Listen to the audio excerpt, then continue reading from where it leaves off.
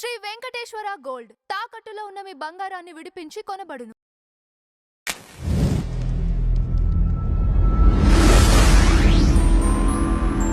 మిగతా సమాజం కూడా అదే అనుకోవాలి. సమాజం కుళ్ళిపోయింది, చచ్చిపోయింది, ఏం చేసినా ఇది ఏం చేసినా కాదు, మనం చేయటం లేదు. దీనికి అడుగడుగునా ఒక రెడ్ కార్పెట్లు వేసి స్వాగతిస్తున్నారని నన్ను ఇవాళకి రూపాయి వెతుక్కోవట్లేదు. ప్రాజెక్టులన్నీ అట్లా పేరుకుపోయి ఉన్నాయి. దానికి నా మైండ్ సెట్, స్కిల్ సెట్, నేను పాడగలను, మాట్లాడగలను, ప్రచారం చేయగలను తప్ప నా దగ్గర డబ్బు లేదు. నేను భగవద్గీత స్కూల్ స్థాపించాలనుకుంటున్నా. ఎవడు ప్రయారిటీ వాడుకుంది. గవర్నమెంట్ దగ్గరకే వెళ్ళలేని స్థితి. ఇవాళ ప్రపంచానికి కావాల్సింది ఇది కదా. భగవద్గీత స్కూల్ ద్వారా ఇంటింటా గీతా జ్యోతి వీలైనన్ని ప్రపంచ భాషల్లోకి భగవద్గీతని ట్రాన్స్లేషన్తో ఆయా భాషల్లోకి ఆయా దేశాలకి దాన్ని పంపించే ప్రయత్నంలో. ఎందుకంటే పుస్తకాలు ఎవరు చదవట్లేదు. మా రీసెర్చ్లో తేలింది అది. కనీసం మీరు మ్యూజికల్గా దాన్ని రికార్డ్ చేస్తే మీరు కారులో వెళ్తూ వింటారు. అది ఈజీగా మీ ప్రయత్నం లేకుండా వినేందుకు ఇది గొప్ప మార్గం. దాన్ని కళ్ళు మూసుకొని మీరు వింటుంటే దర్శిస్తున్న అనుభూతి కలిగించే సౌండ్ టెక్నాలజీలో దాన్ని రికార్డ్ చేసే మంజు గారు. మీరు అలాగే విశ్వరూప సందర్శన యోగం అయితే అసలు మీకు థండర్స్ కానీ ఇట్స్ లైక్ వండర్స్. దీంట్లో పంచభూతాలు ఆ పరమాత్ముడి విశ్వరూపాన్ని అవి కూడా దర్శిస్తున్నాయి. అవన్నీ ఆ యాంబియన్స్ అన్నీ మనం చేసింది ఆడియో ప్రాజెక్టు, కానీ కళ్ళు మూసుకుని వింటుంటే కనిపిస్తున్నట్టుగా ఉంటుంది.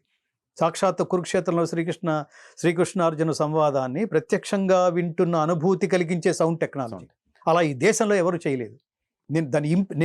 నేను అహంకరించి చెప్పటలేదు. దాని ఇంపాక్ట్ జనాలకి ఓహో ఎంతుందా, అయితే మనం వినాలి అనే ఆసక్తి కలగటం కోసం చెప్తున్నాను. అది ఎందుకంటే మిస్ కాకూడదు. నేను భగవద్గీత రికార్డ్ చేస్తున్నప్పుడు కూడా స్వామి, నేను చాలామంది నాకు పరిచయం, నేను 3-4 భగవద్గీత రికార్డింగ్ 9 సంవత్సరాలు పట్టింది స్వామి. 9 సంవత్సరాలు పట్టింది. అందులో 4వ సంవత్సరం నుంచి నేను రియలైజ్ అయ్యా. అప్పటి వరకు నేను గాయకుడిని, సంగీత దర్శకుడిని, రికార్డ్ చేస్తున్నాం, బాగా చేయాలి, ఇంతవరకే. నేనే భగవద్గీత. పరమాత్మ ఎంత అద్భుతంగా చెప్పేవయ్యా. నిదానంగా ఆలోచన మొదలైంది, లోపల డ్రిల్ చేయటం మొదలెట్టింది. అసలు ఇది కదా జనాలకు చేరవలసింది, ఇది కదా నెక్స్ట్ జనరేషన్స్కి చేరవలసింది, ఇది కదా పిల్లలకి, విద్యార్థులకి, స్కూల్స్కి, కాలేజెస్కి, యూనివర్సిటీకి చేరవలసింది. ఇక నుంచి నా లక్ష్యం స్కూల్స్, కాలేజెస్, యూనివర్సిటీస్కి how you can develop your personality through Bhagavad Gita. ఇక నేను ఆ ప్రీచర్గా మారాలి, ఊరికే రికార్డ్ చేసి ఇచ్చేయటం కాదు. అక్కడి నుంచి నా దగ్గరికి దాని ఏమంటారు, నాకు ఎవరైతే ఆత్మబంధువులుగా నేను హైదరాబాద్లో ఫీల్ అయ్యానో వీళ్ళందరూ ఈ రికార్డింగ్ సమయంలో వినాలి. ఎందుకంటే మనిషి మాట్లాడితే అది మాట. మిగతా మత గ్రంథాలన్నీ మాటలే, మనుషుల చేత రాయబడినవి. భగవద్గీత మనిషి చేత చెప్పబడింది కాదు, అది భగవాన్ ఉవాచ. సాక్షాత్తు పరమాత్ముడి ముఖతః అర్జునుని విద్యార్థిగా పెట్టుకుని శిష్యస్తేహం శాధిమాం త్వాం ప్రపన్న, నేను నీ శిష్యుణ్ణి అన్న తర్వాత కృష్ణుడు అర్జునుడికి గీతోపదేశం మొదలెట్టాడు. గీతోపదేశం పేరుతో కర్తవ్యోపదేశం మొదలెట్టాడు. ఇది అందరికీ చేరాలంటే నాకు 2 కోరికలు స్వామి. భగవద్గీతని భారత ప్రభుత్వం జాతీయ గ్రంథంగా ప్రకటించాలి. ప్రకటించడం ద్వారా మన సనాతన ధర్మాన్ని, మన భారతీయ జ్ఞానాన్ని దాన్ని సేవ్ చేయాలి.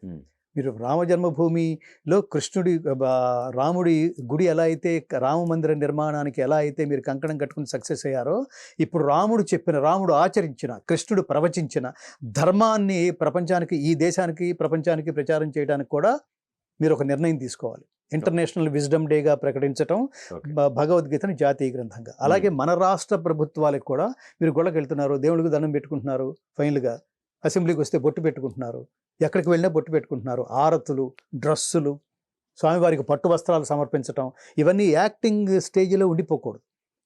మీరు నిజంగా దేవుడికి పట్టు వస్త్రాలు ఇస్తే ఆనందపడతాడా? మీరు అదేమంటారు, మీరు ముత్యాలు ఇస్తే ఆనందపడిపోతాడా?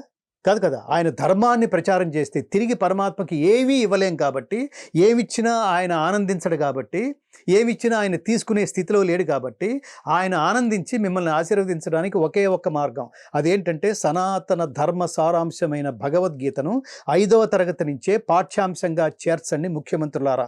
నారా చంద్రబాబు నాయుడు గారు, సనాతన ధర్మం అని అనేక వేదికల మీద ఎలుగెత్తి చాటిన పవన్ కళ్యాణ్ గారు, డిప్యూటీ సీఎం గారు, అలాగే రేవంత్, మీరు హైడ్రా విషయంలో నిర్ణయాన్ని తీసుకునే ముందు భగవద్గీత శ్లోకాన్ని ఉటంకించిన రేవంత్ రెడ్డి గారు, మీరు 5వ తరగతి నుంచే, ఎందుకంటే ఇది మత గ్రంథం కాదు, జ్ఞాన గ్రంథం.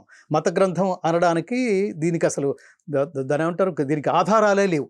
కారణం ఏంటంటే మతాలు ఆవిర్భవించని కాలంలో పుట్టింది భగవద్గీత. ఈ సంవత్సరానికి 5126 సంవత్సరాలైంది కృష్ణుడు అర్జునుడికి భగవద్గీత ఉపదేశించి. మతాలు పుట్టని కాలంలో పుట్టిన భగవద్గీతని, బోధించబడిన భగవద్గీతని దాని మీద మతం అని స్టాంపు వేయకండి దయచేసి. ముందు మీరు అర్థం చేసుకోండి, మీరు కన్విన్స్ అయితే మీరు చెప్తారు. రెండోది అది మీరు నిజంగా దేశభక్తులైతే ఈ దేశపు జ్ఞాన గ్రంథాన్ని మీరు కాపాడండి.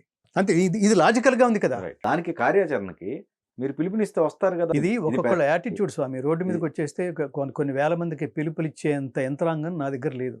ఇప్పుడు ఇది పిలుపునిచ్చాను అనుకోండి, ఎవరన్నా మహానుభావులు వచ్చి నేను మొత్తం కోఆర్డినేట్ చేస్తానండి, ఒకరోజు మొత్తం రోడ్ల మీద. మా ఉద్దేశం కూడా ఏంటి, మా లక్ష్యం కూడా ఏంటంటే భగవద్గీత ఫౌండేషన్ అంటే మేము ఆచరించిన తర్వాత మాట్లాడుతున్నాం. మాకెందుకు హక్కు, ఎందుకు అర్హత అంటే నేను జస్ట్ లైక్ దట్ నా సబ్జెక్ట్ కాబట్టి మాట్లాడేయటం కాదు, నాకు పాటలు వచ్చు కాబట్టి మాట్లాడటం కాదు. నేను 2006 సంవత్సరం నుంచి నేను దీనికి అంకితం అయిపోయి ఉన్నాను. ఫ్యామిలీనా భగవద్గీత అంటే భగవద్గీతే పిల్లోడికి నేను ఖచ్చితంగా ఆ మార్గంలో ఉన్నాను. నేను ఇక్కడి నుంచి పిలుపునిస్తున్నా. అంటే మా లక్ష్యం ఏమిటంటే మొత్తం తెలుగు ఫ్రాటర్నిటీ, మొత్తం తెలుగు 2 రాష్ట్రాల తెలుగు వాళ్ళల్లో ఎంతమంది భగవద్గీత అనుచరులు ఉన్నారో, ఫాలోవర్స్ ఉన్నారో, ఎన్ని సంస్థలు అయితే ఉన్నాయో భగవద్గీత ప్రచారంలో, వాళ్ళందరినీ ఒక ఛత్రం కింద ఏకీకృతం చేసి చాలా పెద్ద కార్యక్రమాలు గీతా జయంతి అంటే అది తెలుగు రాష్ట్రాల్లోనే జరుగుతుందిరా అంత వైభవంగా, యూత్తో, కొన్ని లక్షల మంది యూత్తో అలా చేయగలిగే స్థితికి మేము రావాలనేది కోరిక. ఇప్పుడు మాకున్న వయసు, మాకున్న ఆరోగ్యాలకి దీనికి నిజమైన కోఆర్డినేషన్స్ ఇండియా మొత్తం స్ప్రెడ్ అయింది. అది కనుక జరిగితే మొత్తం ఇండియా స్ప్రెడ్. డెఫినెట్ గా మా ఉద్దేశం అదే. ఎందుకంటే మేము ప్రపంచానికి చెప్తోంది మతం కాదు, జ్ఞానం చెప్తున్నాం. కర్మణ్యేవాధికి భగవద్గీత ఎందుకు మత గ్రంథం కాదు అంటే ఈ ఒక్క శ్లోకం చెప్పండి. కర్మణ్యేవాధికారస్తే మా ఫలేషు కదాచన మా కర్మ ఫలహేతుర్భూ మాతే సంగోస్తు కర్మణి. అంటే డూ యువర్ డ్యూటీ, నీ పనుల్ని నువ్వు ఏ పని అయితే ఎంచుకున్నావో దాని విద్యుక్త ధర్మం అంటున్నాం. ఏదైతే నీ కర్తవ్య కర్మ ఉందో దాని ఫలితం వైపుకి దృష్టి పెట్టే ప్రయత్నంలో డైవర్ట్ కాకుండా ఆ పనితోనే మమేకమై త్రికరణ శుద్ధిగా ఆ పనిని చెయ్యి. ఆ పని ఎలా చేయాలి, ధర్మబద్ధంగా. ఆ పని ధర్మబద్ధమైనది అయి ఉండాలి.